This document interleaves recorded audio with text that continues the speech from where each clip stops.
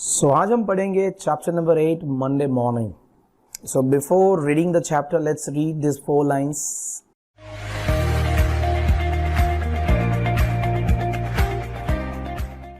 हाय, आई edu class के इस YouTube channel पे आप सभी का स्वागत है। ये वीडियो देखने से पहले ये आपसे एक रिक्वेस्ट है, अगर ये आपको वीडियो पसंद आती है तो प्लीज दूसरे फ्रेंड्स को शेयर करें, चैनल को सब्सक्राइब करना भूलिएगा नहीं और कमेंट सेक्शन जो नीचे वीडियो में है वहां पर कमेंट जरूर कीजिएगा। नाउ आप अपनी वीडियो देख सकते हैं। The story is about a mischievous boy called Tom Sawyer. Oh, मस्तीखोर लड़का कौन है Tom, who does not like going to school on Mondays. Monday को स्कूल जाना पसंद नहीं था। क्या बात है, लगता है आप में से एक जैसा ही है कोई। आई थिंक आप लोग भी ऐसा ही करते हो ना, मंडे को जाते नहीं हो school. Tom is a very intelligent boy and often uses his imagination and acting skills to gain his aunt's sympathy. He usually succeeds, but sometimes he doesn't. Let us read about how he tries to avoid going to school. Ho. Tom is a very mischievous boy who doesn't like to go to school on Mondays. So he used to speak lie, or he uses imagination and some acting skills before his aunt, so that his aunt will say, "Beta, don't go. It's okay. You can stay here." So first of all, let's read these 2 paragraphs. Monday morning found Tom Sawyer miserable. Monday mornings always found him so because they began another week's slow suffering in school. He generally began that the day with wishing he had no holiday in between. It made it more difficult to go back to school. The first word miserable, that means very unhappy and uncomfortable. Whenever there is a Monday, he does not like to go to school. Monday morning उसके लिए हमेशा बकवास, boring, बेकार, because उसको पता है कि ये नेक्स्ट वीक के लिए अब धीरे धीरे स्कूल में जाना, होमवर्क करना, पढ़ाई करना, उसको बोरिंग लगता था ये सब। Tom lay thinking, soon he wished he was sick, then he could stay home from school. Here he thought that there was some chance he canvassed his system. No ailment was found and he investigated again. This time he thought he could feel colicky symptoms. Tom अपने बिस्तर पे सो रहा है, सोच रहा है कि यार शायद मैं बीमार होता तो स्कूल में अच्छी खासी छुट्टी मिल जाती, मैं जाता नहीं, है ना, पूरे दिन घर पे रहने को मिलता है। अगर मैं बीमार होता तो उसने सोचा कि मेरे पास एक बीमारी निकलने का चांस है, let's try it. He canvas का मतलब होता है यहाँ पर इंस्पेक्ट, अपनी बॉडी को इंस्पेक्ट किया उसने, अपने घर पे रह के उसकी बॉडी सिस्टम को इंस्पेक्ट किया। नो आइलमेंट का मतलब है यहाँ पर an illness that is not very, उसकी बॉडी में ऐसी कोई सीरियस बीमारी है ही नहीं, तो बहाना निकाले तो निकाले क्या अपनी आंटी के सामने। This time he thought he could feel colicky symptoms. What is colicky? Colicky मतलब पेट में दर्द हो रहा है, ऐसा कोई बहाना बनाओ और मेरी आंट को बोलो कि मुझे बहुत पेट में दर्द हो रहा है, प्लीज मुझे आज स्कूल नहीं जाना है। ऐसा करके उसने शुरुआत तो की है, let's see. And he began to encourage them with much hope, but they soon grew feeble and soon he could feel nothing. He reflected further. Suddenly he discovered something. One of his upper teeth was loose. This was lucky and he was about to begin to groan. उसने पहले देखा कि मैं कुछ पेट में दर्द का बहाना करता हूँ, उसने ट्राई किया, एनकरेज किया, बट पहले उसमें कुछ दुखा, ऐसा लगा, फिर बंद हो गया। उसको लगा कि नाटक लंबे समय तक चलेगा नहीं, अगर मैं मेरी आंट के सामने ये पेट का बहाना निकालूंगा तो मेरे को पकड़ लेगी, कोई सीरियस बहाना चाहिए।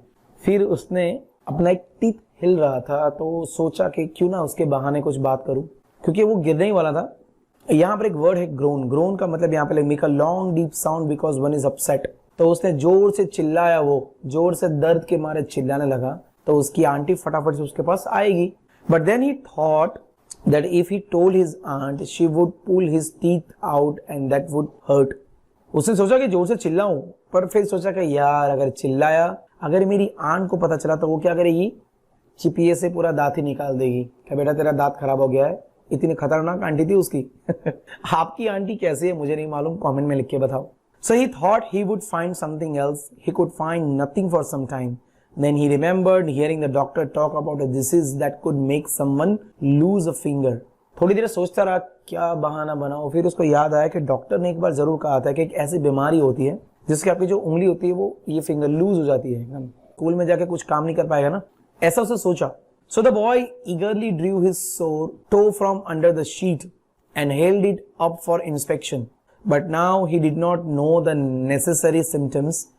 However, he thought that the toe should ache anyway, so he fell to groaning with considerable spirit. Spirit का मतलब है energy.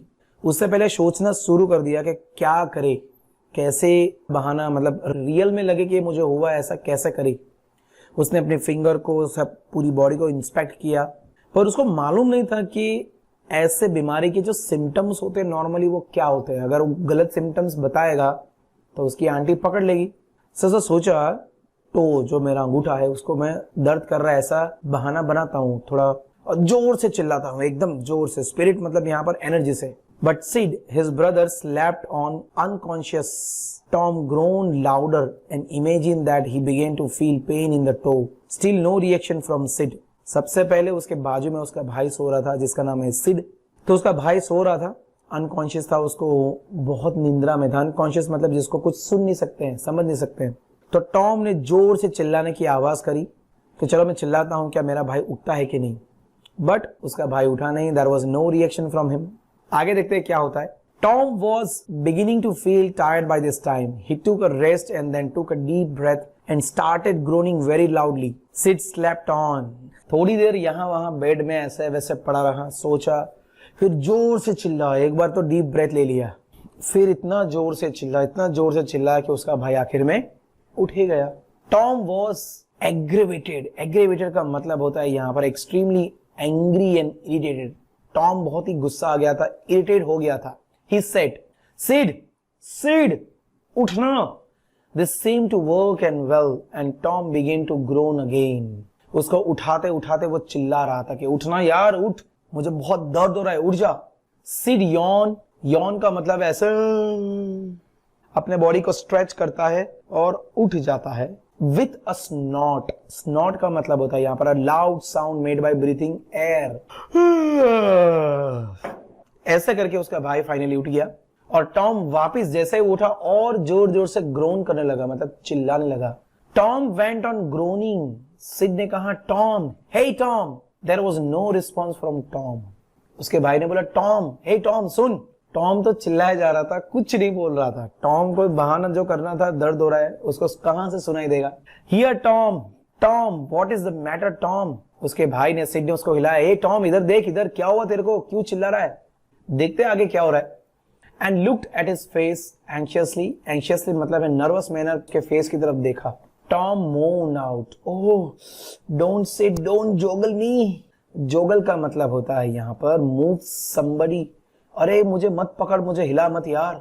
यहाँ पर लिखा है टॉम मोन का मतलब होता है made a long deep sound usually. अरे यार ऐसा नहीं करते हैं. अगर आपको सैड फील हो रहा है तो डोंट जॉगल यार, इसको यहाँ से हिला मत, मुझे बहुत दर्द कर रहा है. Why, what's the matter Tom, I must call aunty. उसका भाई बोलता है क्या हुआ यार, आंटी को बुलाओ क्या. No never mind, I will be over soon maybe, don't call anybody. अरे बुलाना तो बुला. क्या बोलता है ये डायलॉग बाजी तो देखो उसकी. अरे बुलाना तो बुझा, मुझे कोई प्रॉब्लम नहीं है, बट हाँ थोड़ी देर के बाद मैं नहीं रहने वाला हूँ, ऐसा दर्द हो रहा है यार. But I must, don't groan Tom, it's awful. How long you been groaning. नहीं मैं तो आंटी को जरूर बुलाऊंगा, ऐसा सिड बोलता है कि भाई तू चिल्ला मत, कब से चिल्ला रहा है तू, मुझे समझ में नहीं आ रहा है, मैं बुला रहा हूं आंटी को, रुक जा. आवर्स, ouch, oh don't shake me Sid, you will kill me. एक तरफ इसके नाटक देखो, आउच भी बोल रहा है, आंसर भी दे रहा है, हाँ 1 घंटों से चिल्ला ही रहा हूं मैं, और मुझे हिला मत, मुझे दर्द हो रहा है, अगर तू हिलाएगा तो मैं मर जाऊंगा. कोई मर भी सकता है क्या इतनी छोटी सी चीज में. ये थोड़े टॉम के नाटक ज्यादा नहीं लग रहे आप लोगों को. आगे देखना चाहिए हमें क्या होता है ऐसा. Tom, why didn't you wake me sooner. Oh Tom, don't, it makes me frighten to hear you. Tom, what is the matter. उसका भाई बोला यार तेरे को पहले नहीं उठाना चाहिए था मुझे, मैं तुझे ऐसा नहीं देख पा रहा यार, मुझे डर लग रहा है, तू ऐसे चिल्ला रहा है, मुझे डर लग रहा है, आखिर में है क्या, what is the matter. I forgive you everything Sid, everything you have ever done to me when I am gone. मैं तुझे माफ कर दूंगा सिड मेरे भाई. आए ऐसे चिल्लाता आए मर गया रे टॉम, जो भी तूने मेरे लिए करा है, सब कुछ किया है, अच्छी बात है, पर मैं जब चला जाऊंगा तो क्या करने से फायदा यार. देखो ये इमोशनली कितना अत्याचार कर रहा है अपने भाई के ऊपर. ओ Tom, You aren't dying. You are not dying. Are you? Don't, Tom. Oh, don't. Maybe. आप देख सकते हैं यहाँ पर कितने सारे डायलॉग्स हैं. Hey, Tom, तू नहीं मर सकता है. रियली में तू मर रहा है? ऐसे भी पूछ रहा है और ऐसा भी बोल रहा है उसका भाई. रियली में टॉम तू मर रहा है क्या? नहीं नहीं नहीं, तू नहीं मर सकता है. नहीं नहीं नहीं, रुक जा रुक जा रुक जा. I forgive everybody. Said, tell me them so. Said, and Sid, you give me my cat with one eye to that new girl that came to town and tell her. बोलो, मैं सबको माफ कर दूंगा. सेड, टॉम बोल रहा है मैं सबको माफ कर दूंगा, उन सबको बता देना. सेड, ठीक है, और खास करके जो मेरी कैट है एक आंख वाली, वो जो लड़की आई थी ना टाउन में, उसको दे देना मेरी तरफ से. मेरी आखिरी इच्छा है. आए, नाटक तो देखो, एक तरफ आए आउच ऐसा करते जा रहा है और दुख भरी कहानी सुनाते जा रहा है. और उसका भाई, बेचारा भाई सिड, उसकी कितनी चिंता कर रहा है यार. आगे, but Sid had run out of the room. Tom was suffering in reality now. So well was his imagination working. So his groans now sounded very real. Sid दौड़ पड़ा रूम के बाहर और उसे लगा कि अब मेरा नाटक सही जा रहा है. उनको लग रहा है कि सीरियसली मुझे दर्द ही हो रहा है. टॉम सोच रहा था कि सिड को समझ में आ गया कि मुझे रियली में दर्द हो रहा है, मैं कोई नाटक वाटक नहीं कर रहा हूं. Sid ran downstairs and said, "Oh Aunt Polly, come, Tom's dying." Aunt Polly जल्दी से ऊपर आओ, टॉम मर रहा है. बोलो, डायरेक्ट मर रहा है बोल दिया, मर ही रहा है. दुख रहा है बोले तो चलेगा, मर ही रहा है. तो उसकी आंटी बोलती है dying. Yes I am. Don't wait, come quick aunt. क्या बोल रहा है सिड? आंटी जल्दी से ऊपर आओ, सही में वो मर रहा है. Rabies, I don't believe it. Aunty को पता चल गया. रबेज का मतलब है यहाँ पर नॉनसेंस. मैं विश्वास नहीं करती उसके ऊपर, ये झूठी बोल रहा होगा, नालायक कहीं का. But she ran upstairs, nevertheless, with Sid at her heels, and her face grew white too, and her lips trembled. When she reached the bedside, she gasped, "You, Tom? Tom! What's the matter with you?" "Oh, auntie, I am..." Actually, aunty को भी एक minute के लिए उसका जो face का colour था वो उड़ गया था, क्योंकि वो इतने जोर से चिल्ला रहा था. उसका बेटा जो सिड, मतलब ये जो लड़का था सिड, वो दौड़ते हुआ था. आंटी को कहीं लगा कि वो नाटक तो कर ही रहा है टॉम, बट लेट्स सी क्या हो रहा है. What is the matter with you child? 2 बार पूछा, बेटा क्या हुआ? टॉम क्या हुआ? अब टॉम क्या बता रहा है देखते हैं. ओ आंटी, माय सोर टोज मॉर्टिफाइड. मॉर्टिफाइड का मतलब है डेड एंड डिके. सोर टो मतलब आपका जो पैर का अंगूठा होता है ना, वो कई बार लाल और लाल कलर का हो जाएगा और फूल जाएगा, थोड़ा सूजन जी आ जाएगी, थोड़ा सा दबाओगे ना तो बहुत दर्द होगा. The old lady sank down into a chair and laughed a little, then cried a little, then did both together. Lady I, chair में बैठी, पहले हंसी फिर रोई, फिर हंसी रोई, मतलब दोनों तरह की जो मिक्स जेस्चर्स उसकी फेस पे आए. This made her feel better and she said, "Tom, what a turn you gave me. Now you shut up that nonsense and climb out of this." आन को पता चल गया कि नाटक ही कर रहा है. So यहाँ पर एक वर्ड है मी का मतलब नीचे लिखा हुआ है What a turn you gave me. पूरा का पूरा वर्ड है What a turn you gave me. उसका मतलब है यहाँ पर something one says when someone frightens or shocks one. जब आप घबरा जाते हो तो क्या बोलते हो? आप डर जाते हो ना. क्या तुमने तो मुझे डरा दिया, चल चुपचाप खड़ा हो जा, नॉनसेंस जैसी बातें ना कर, चल बेड से उठ. ऐसा करके आंटी ने टॉम को बोला, लेकिन हमारा टॉम अभी भी नाटक चालू. The groan ceased and the pain vanished from the toe. The boy felt a little foolish and he said, "Aunt Polly, it seemed mortified and it hurt so much that I never felt the pain in my tooth at all." यहाँ पर एक word है seized. seized का मतलब है यहाँ पर stopped. अचानक से उसके चिल्लाने की आवाज बंद हो गई, दर्द गायब हो गया उसके टो से, और थोड़ा उसको लगा कि यार मैं फुलिश जैसे नाटक कर रहा हूँ, मेरी आंट को पता चल गया, इसलिए उसने दूसरा बहाना निकालना शुरू कर दिया कि मेरा टूथ मतलब मेरा दांत बहुत ही दर्द कर रहा है आंट. तो उसकी आंटी बोलते हैं योर टूथ. इंडीड मतलब रियली. चल एक बात बता टॉम, क्या हुआ तेरे दांतों के साथ, बता दो मेरे को, चल. आंटी ने पूछ लिया. टॉम बता रहा है one of them's loose and it aches a lot. एक दांत है ना हिल रहा है और बहुत दर्द कर रहा है. There now, don't begin the groaning again. Open your mouth. Well, your tooth is loose, but you are not going to die about that. Okay? चलो मुंह खोलो अपना, दांत दिखाओ. दांत देख भी लिया और बोला कि हाँ थोड़ा ढीला है, लेकिन उससे तू मर नहीं जाएगा, है ना, इतना चिल्ला मत, चल नाटक मत कर, होशियार कहेगा. Tom said, "Oh please auntie, don't pull it out. It doesn't hurt anymore. Please don't auntie. I don't want to stay home from school." बोलो, अब नाटक देखो इसका क्या बोल रहा है. अरे आंटी आंटी इसको खींचना मत, इसको खींचना मत, मुझे हर्ट नहीं होगा, जरा सा भी हर्ट नहीं होगा। और हाँ हाँ आंटी मुझे मुझे मुझे इसकी वजह से मुझे घर पे रहना ही नहीं है आज। बोलो कितना उल्टा उल्टा बोल रहा है। फिर आंटी समझ गई कि ओ you don't you? So all the noise was because you thought you would get to stay home from school and go fishing. अच्छा तो ये सब बहाने इसके लिए थे कि तुम्हें स्कूल ना जाना पड़े और तुम्हें फिशिंग करने जाना था। Tom, I love you so and you seem to try every way you can to break my old heart with your outrageousness. Now that tooth will come out on its own. Go to sleep now and we will decide what to do when you wake up. So aunty समझ गई थी कि आखिरी उसको school नहीं जाना था और फिशिंग के लिए जाना था। टॉम ने बहुत ट्राई किया। आंटी ने बोला कि बेटा मैं तुम्हें बहुत प्यार करती हूँ, तुमने बहुत ट्राई कर लिया, हर एक तरीके से ट्राई कर लिया मेरा हार्ट को तोड़ने का।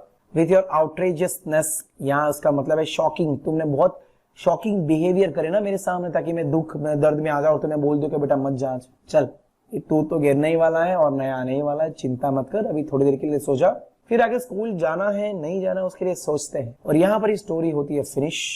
This is a story taken from the adventures of Tom Sawyer. ये सिर्फ एक पार्ट है, एक इस इंसिडेंट है, ऐसे कई सारे इंसिडेंट्स है। सो हमारे ऑथर ने लिखे हैं जिसका नाम है Samuel Langhorne Clemens. Adventures of Tom Sawyer आप देख सकते हैं, ये मस्तिष्क बच्चे की बहुत सारी इवेंट्स है जो उन्होंने इस बुक के अंदर लिखे हैं। If you want to read you can purchase this book, या फिर ऑनलाइन इंटरनेट से पढ़ भी सकते हैं।